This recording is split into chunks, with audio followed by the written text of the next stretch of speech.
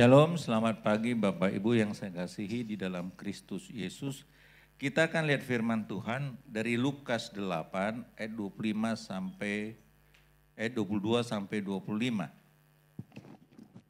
Angin ribut diredakan, saya akan bacakan. Pada suatu hari Yesus naik ke dalam perahu bersama-sama dengan murid-muridnya. Dan ia berkata kepada mereka, marilah kita bertolak ke seberang danau. Lalu bertolaklah mereka, dan ketika mereka sedang berlayar, Yesus tertidur. Sekonyong-konyong turunlah taufan ke danau, sehingga perahu itu kemasukan air, dan mereka berada dalam bahaya. Maka datanglah murid-muridnya membangunkan dia, katanya, Guru, Guru, kita binasa. Ia pun bangun lalu menghardik angin dan air yang mengamuk itu. Dan angin dan air itu pun reda dan danau itu menjadi teduh. Lalu katanya kepada mereka, di manakah kepercayaanmu? Maka takutlah mereka dan heran. Lalu berkata seorang kepada yang lain, siapa gerangan orang ini? Sehingga ia memberi perintah kepada angin dan air dan mereka taat kepadanya. Dari pembacaan firman Tuhan ini saya beri judul hidup bersama badai. Saudara yang dikasihi oleh Tuhan Yesus, suka atau tidak suka, kita sadar maupun tidak kita sadar, di dalam kehidupan kita pasti selalu ada yang namanya badai. Ada yang namanya masalah. Apakah itu karena kesalahan kita ataupun tidak? Oleh sebab itu makanya kita tidak perlu takut di dalam menghadapi badai yang memang diizinkan Tuhan terjadi dalam kehidupan kita. Sama seperti saat ini ya, dengan adanya pandemik C-19 itu ada banyak orang menjadi takut, khawatir, dan kegiatan-kegiatan terbatas. Tapi sekarang kita diajarkan, dibiasakan untuk hidup berdamai dengan COVID. Artinya berdampingan di dalam kehidupan kita sehari-hari. Artinya kita nggak perlu takut lagi. Karena apa? Kehidupan ini harus berjalan terus. Nah, sama. Hidup bersama badai. Kenapa? Firman Tuhan mengatakan di dalam Lukas 10 ayat yang ke-13, firman Tuhan bilang Lukas 10 ayat yang ke-13. Lukas 10 ayat 13, bukan itu. Pergilah, ayat 3. Pergilah, sesungguhnya aku mengutus kamu seperti anak domba ke tengah-tengah serigala. Nah, ini waktu Tuhan mengutus 70 murid-muridnya. Tuhan Yesus mengatakan, pergilah, sesungguhnya aku mengutus kamu seperti anak domba ke tengah-tengah serigala. Artinya kita harus sadar di dalam hidup kita ini Tuhan mengutus kita di tengah-tengah serigala. Kita tahu bahwa serigala itu bukan binatang jinak, tapi serigala itu adalah binatang buas. Jadi kita harus sadar, kita hidup di dunia ini juga bersama dengan badai yang selalu ada dalam kehidupan kita. Apakah itu masalah ekonomi? Apakah itu masalah rumah tangga, apakah itu masalah pekerjaan, apakah itu masalah sosial, apakah itu masalah keamanan, itu terjadi dalam kehidupan kita sehari-hari. Jadi kita nggak perlu takut di dalam menghadapi segala badai yang memang suka atau tidak suka, kita akan alami di dalam kehidupan kita. Karena Tuhan Yesus sudah ingatkan, waktu dia mengutus murid-muridnya, dia katakan pergilah anak domba di tengah-tengah serigala. Jadi kalau kita dalam hidup ini, saudara mengalami masalah, saudara mengalami tekanan, saudara mengalami hal yang rasanya membuat hati ini sepertinya tertekan, membuat hati ini rasanya jadi kehilangan sukacita dan damai sejahtera. Saya mau ingatkan, Tuhan sudah beritahu. Ada banyak orang berpikir, kalau dia sudah menjadi orang Kristen, maka segala persoalan itu akan berlalu. Kalau dia sudah rajin berdoa, maka segala persoalan itu berlalu. Karena ada kesaksian orang Kristen, dia bilang begini, percuma, saya sudah berdoa, tapi masalahnya bukan berkurang. Malah muncul lagi masalah baru. Oleh sebab itu dia bilang, buat apa saya berdoa, percuma. Saudara, kenapa dia bicara seperti itu? Dia nggak tahu memang kita di dunia ini kita akan diperhadapkan pada badai. Kalau kita sadar, maka kita nggak perlu bimbang, nggak perlu takut dan nggak perlu mundur dan nggak perlu kehilangan sukacita, damai sejahtera. Kalau sudah berdoa, tapi belum ada jawaban, belum ada jalan keluar, malah persoalan baru muncul. Nggak perlu, saudara. Kita harus sadar. Karena kita nggak sadar, makanya kita tertipu. Akhirnya yang terjadi, kita bukan berfokus kepada Tuhan, tapi kita berfokus kepada masalah itu, sehingga membuat kita akhirnya merasa nggak kuat, nggak berdaya. Memang kalau kita fokus kepada masalahnya, saudara fokus kepada persoalannya, memang saudara nggak bisa buat apa-apa. Saudara akan merasa memang gak kuat. Tapi kalau saudara sadar memang Tuhan menempatkan kita di tengah-tengah serigala, maka segala badai yang terjadi itu saudara gak pusing, saudara. Kenapa? Saudara sudah tahu, Tuhan sudah ingatkan. Makanya matanya tetap fokus hanya kepada Tuhan. Saudara, ini yang terjadi dalam kehidupan kita. Sadar. Memang kita ditempatkan di tengah-tengah serigala. Bahkan firman Tuhan mengingatkan di dalam surat Petrus, iblis itu seperti singa yang mengaum-ngaum, siap menelan orang yang dapat ditelannya. Siapa yang dapat ditelannya? Orang yang gak sadar. Orang yang gak sadar adalah orang yang tidak berjaga-jaga. Kalau dia sadar maka dia akan waspada. Itu orang yang sadar, saudara. Contoh, kalau saudara naik sepeda motor atau bawa mobil, saudara dalam kondisi nggak sadar, apa yang terjadi? Saudara akan tabrak sana sini, saudara. Tapi kalau saudara sadar, ada mobil di kiri kanan, saudara bisa lolos, saudara. Karena saudara sadar. Tapi kalau saudara nggak sadar, maka saudara tabrak kiri kanan dan sebagainya. Tapi kalau sadar, saudara tahu, oh ini bahaya ini. Saudara akan menghindar. Jadi jangan kaget kalau dalam hidup ini saudara mengalami ada badai, ada masalah. Ya memang Tuhan sudah ingatkan kepada murid-muridnya waktu Tuhan mengutus 70 orang muridnya. Aku tempatkan kamu di tengah-tengah serigala. Jadi kita harus sadar. Memang kita diutus di tengah-tengah serigala. Tujuannya apa? Supaya kita menjadi garam dan terang di tengah-tengah dunia yang gelap ini. Makanya kita harus sadar.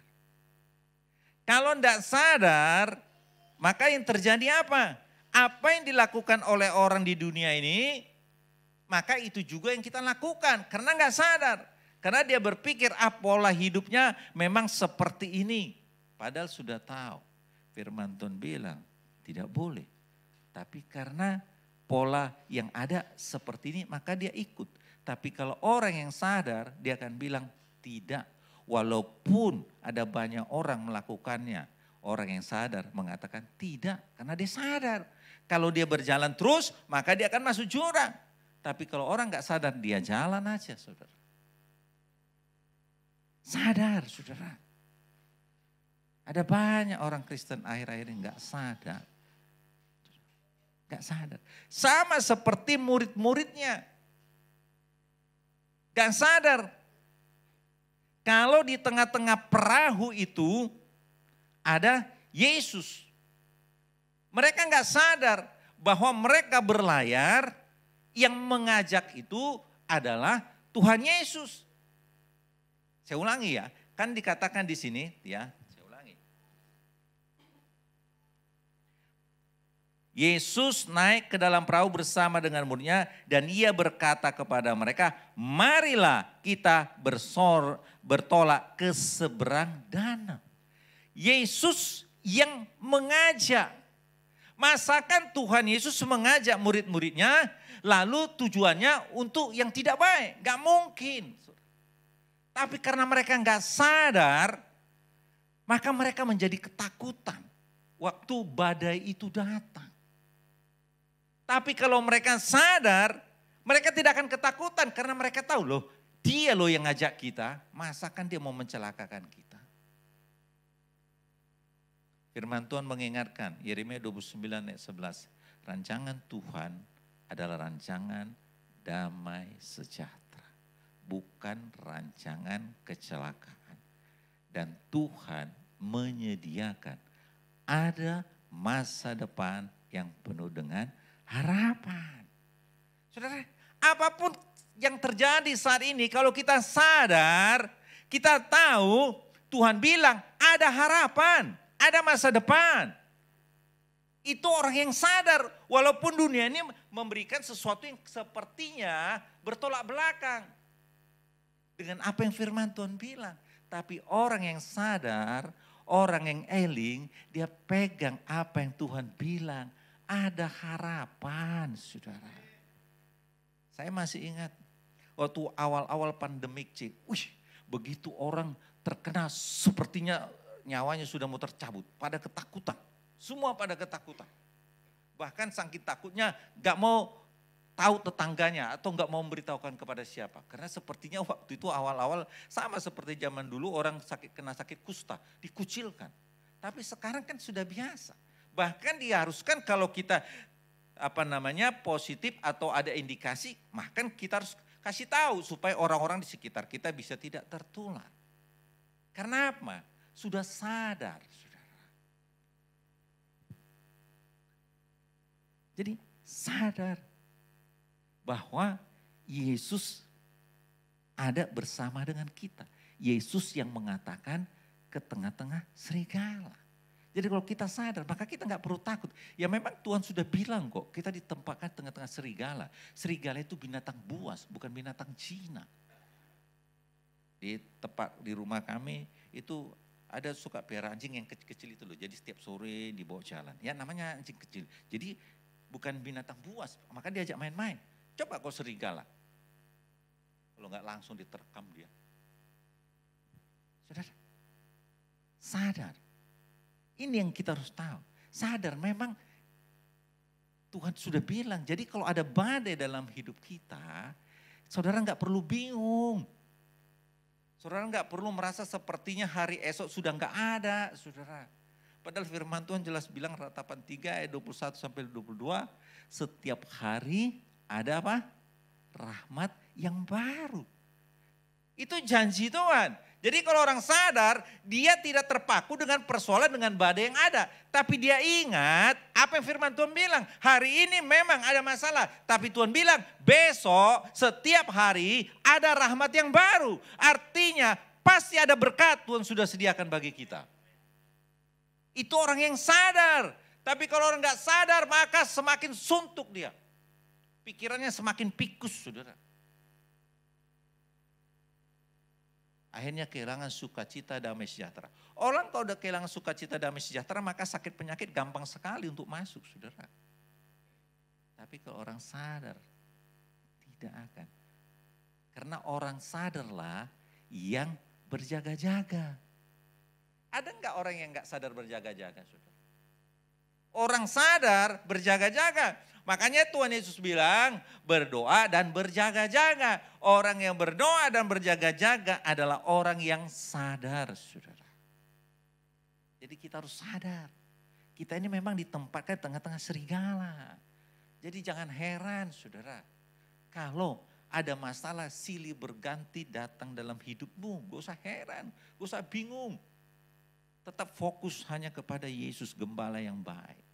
Karena memang dia sudah kasih tahu, sudah ingatkan. Sadar saudara. Yang kedua, sadar bahwa Tuhan setia. Jadi kita harus sadar Tuhan itu setia. Firman Tuhan mengatakan di dalam 2 Timotius 2 ayat 13.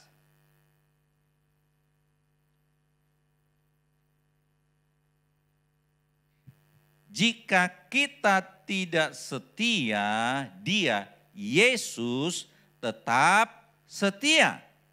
Karena Yesus tidak dapat menyangkal dirinya. Saudara, sadar firman Tuhan mengatakan jika kita tidak setia, Yesus tetap setia, saudara. Kalau saudara mau jujur dalam hidupmu, ada berapa banyak saudara tidak setia kepada Tuhan. Tapi apakah pada waktu kita tidak setia, lalu Tuhan meninggalkan kita? Kenyataannya saudara dan saya ada di tempat ini dan saudara-saudara ada di rumah masih ada seperti sebagaimana ada pada hari ini. Itu menunjukkan karena Tuhan tetap setia menyertai kita. Jadi kita harus sadar. Ada masalah silih berganti, dia tetap setia bahkan waktu kita tidak setia pun dia tetap setia tidak meninggalkan kita. Saudara, ada peribahasa mengatakan di mana ada gula di situ ada semut. Sama kalau dalam kehidupan sosial. Apabila seseorang sedang berjaya, maka banyak orang datang kepada dia. Wah, bahkan ada orang itu menyanjung-nyanjung dan segala macam. Karena tipe manusia kan macam-macam. Ada orang yang memang senang-senang diangkat-angkat. Gitu loh. Wah, semakin dia sanjung-sanjung, maka dia semakin royal. Wah, dia berkata. Tapi begitu bangkrut, apa yang terjadi? Satu persatu sudah mulai meninggalkan. Itu manusia, itu dunia. Tapi Tuhan tidak seperti itu. Bahkan waktu kita enggak setia kepada dia, dia tetap setia. Kenapa? Tuhan enggak bisa menyangkali dirinya bahwa dia adalah pribadi yang setia. Itulah sifat Tuhan, dia setia. Makanya jangan takut. Makanya saudara enggak perlu bingung, saudara enggak perlu tertekan, saudara enggak perlu depresi. Kalau saudara mengalami badai dalam hidup saudara. Apakah itu badai dalam rumah tangga, pekerjaan, keuangan, kesehatan, dan sebagainya. Sadar, dia setia saudara. Dia setia saudara. Walaupun kita enggak setia, dia setia saudara. Itulah Tuhan kita. Setia, saudara. Jadi kita harus sadar. Orang yang sadar tidak gampang ditipu, saudara. Tidak gampang dipermainkan. Seringkali kita ini kan sebenarnya ditipu, dipermainkan oleh apa? Pikiran kita ini. Selalu pikiran kita ini berpikir menurut pikiran kita sebagai manusia. Makanya kenapa firman Tuhan mengingatkan Roma 12 ayat 2, perbaharuilah pikiranmu. Dengan apa kita memperbaharui pikiran kita? Merenungkan firman Tuhan siang dan malam. Supaya apa? Supaya pikiran kita ini satu frekuensi dengan Tuhan. Yaitu firman Tuhan. Pikiran kita ini diisi oleh firman Tuhan. Makanya kenapa bangsa Israel dulu mulai dari kecil diajarkan orang tuanya untuk memberitakan, mengajarkan firman Tuhan. Karena apa? Kalau pikiran kita ini selalu diisi oleh firman Tuhan, maka otomatis saudara akan hafal. Waktu saudara hafal, maka firman Tuhan itu akan semakin tertanam di dalam hati saudara. Sehingga pada saat saudara mengalami badai, maka yang muncul itu adalah firman Tuhan. Karena itu yang ada dalam pikiran saudara. Tapi kalau pikiran ini tidak diisi, diperbaharui oleh firman Tuhan, waktu ada badai dalam hidupmu, maka yang muncul adalah kekhawatiran, ketakutan, jangan-jangan dan sebagainya. Makanya kenapa orang Israel itu pinter-pinter, orang Yahudi itu pinter-pinter. Ya karena memang di dalam kitab, Alkitab di dalam Perjanjian Lama sudah diajarkan dan sampai hari ini turun-temurun. Mulai dari kecil dibiasakan ini firman Tuhan, saudara. Diajarkan. Kan firman Tuhan bilang, ajarkanlah anakmu firman Tuhan. Jadi otomatis, saudara. Karena firman Tuhan itu adalah pelita dan terang bagi setiap langkah kaki kita. Jadi jangan saudara ada masalah, lalu saudara sibuk tanya ke Mbah Google. Maka saudara akan semakin tersesat saudara. Kalau saudara tanya Mbah Google. Tapi saudara datang sama Tuhan. Firman Tuhan jawaban dalam setiap kehidupan kita. Saudara, Allah setia. Dan dia tidak dapat menyangkal dirinya. Di dalam Mazmur 145 ayat 13b dikatakan. Tuhan setia dalam segala perkataannya dan penuh kasih setia dalam segala perbuatannya. Artinya perkataan Tuhan dan perbuatannya sama. Setia dia dalam perkataan dan perbuatannya setia. Coba manusia, kadangkala ngomongnya A, perbuatannya B. Ngomongnya C, perbuatannya D. Ngomong dan perbuatan gak sama. Tapi Tuhan, apa yang dia bilang dan yang dia lakukan itu sama, saudara. Itulah Tuhan kita. Jadi kalau Tuhan bilang jangan takut, jangan takut. Dalam Alkitab ada 365 kali kata-kata jangan takut. 1 tahun berapa hari? 365 kan? Berarti setiap hari Tuhan bilang jangan takut. Karena apa? Aku, Immanuel, ada bersama denganmu. Itulah Tuhan kita. Makanya kita harus sadar. Tuhanku itu setia loh. Jangan kamu meletakkan pengharapanmu kepada manusia. Manusia itu sering gak setianya. Suami istri aja, kenapa ada cerai? Setelah menikah 20 tahun bisa bercerai. Gak setia dengan pasangannya. Apalagi masih pacaran. Tapi Tuhan itu setia, saudara. Kita gak setia, dia tetap setia. Masa udah begitu firman Tuhan bilang kita gak sadar-sadar loh. Ya jangan heran kalau saudara semakin terpuruk karena saudara memang gak sadar. Jadi jangan salahkan siapa-siapa, jangan salahkan Tuhan, jangan salahkan hamba Tuhan, jangan salahkan keluargamu. Ya salahmu sendiri karena kamu gak sadar. Orang gak sadar contoh. Kalau orang sudah koma di rumah sakit, dinyatakan koma, gak sadar. Dia tahu gak apa yang terjadi di sekitar kiri kanannya? Gak kan, namanya orang gak sadar. Ya kan? Jadi sama, jadi kalau kita gak sadar juga kita gak tahu apa yang terjadi. Kita pikir apa yang kita lakukan itu benar, padahal sudah menuju kepada kebinasaan, saudara. Ada banyak orang Kristen gak sadar, dibutakan oleh ilah zaman ini. Memang apa yang ditawarkan dunia ini menarik, saudara. Tapi ingat, ujungnya itu membawa kepada kebinasaan. Makanya gak heran, kenapa Tuhan Yesus bilang, masuk kerajaan sorga itu seperti apa? Jarum itu loh, memasukkan benang ke jarum itu. Saudara. Itu Tuhan ingatkan, jadi gak gampang memang. Bukan berarti gak bisa. Makanya kalau saudara menghadapi badai, itu biasa. Jadi saudara harus sadar hidup bersama dengan badai. Karena kita ditempatkan di tengah serigala. Dan sadar Tuhan setia. Waktu tinggal 34 detik. Yang ketiga, sadar hidup itu perlu ketekunan. Yakobus 5 ayat 11. Ya, Yakobus 5 ayat 11. Sesungguhnya kami menyebut mereka berbahagia yaitu mereka yang telah bertekun. Kamu telah mendengar tentang ketekunan Ayub, dan kamu telah tahu apa yang pada akhirnya disediakan Tuhan baginya, karena Tuhan Maha Penyayang dan penuh belas kasihan. Saudara tahu cerita tentang Ayub, dia orang yang saleh. Tapi suatu ketika dia mengalami hal yang buruk, tubuhnya ya kalau dalam bahasa gampangnya kayak korengan gitu loh. Sampai-sampai beling itu dibikin menggaruk saking gatalnya. Dan bukan hanya itu, 10 anaknya meninggal, hartanya habis. Dan bukan itu, istrinya juga termasuk mengolok-olok dia. Di dalam Ayub 2 ayat 9 sampai 10. Tolong tampilkan Ayub 2 ayat 9 sampai 10. Ayub.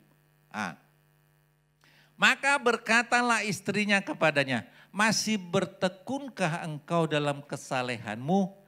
Kutukilah Allahmu dan matilah. Ini istrinya lo bilang. Lalu jawab Ayub kepadanya, engkau berbicara seperti perempuan gila. Apakah kita mau menerima yang baik dari Allah tetapi tidak mau menerima yang buruk? Dalam kesemuanya itu Ayub tidak berbuat dosa dengan bibirnya. Saudara, dalam rumah tangga istri itu kan penolong. Coba.